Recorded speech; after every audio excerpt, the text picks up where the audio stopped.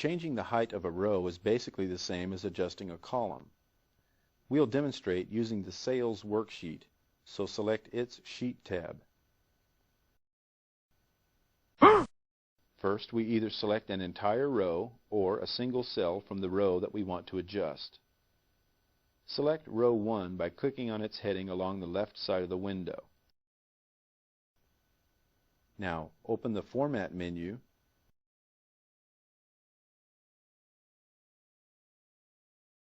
select Row, then choose Height. The Row Height box opens and we'll enter a number from 0 to 409.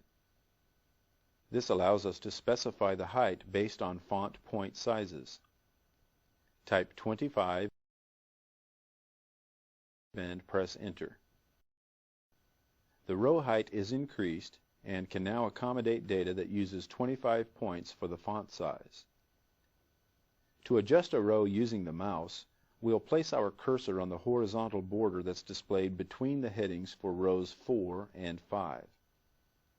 When the cursor changes to a resizing arrow, we'll drag up to decrease the height of row 4.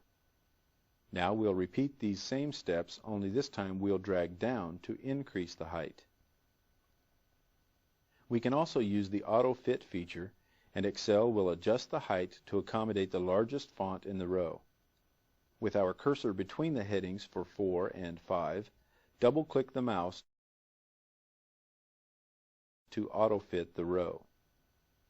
Now let's close the current workbook by opening the File menu and choosing Close. A message appears asking if we'd like to save our changes. Choose Yes. Close the Book 1 file that we were using earlier by pressing Ctrl plus F4.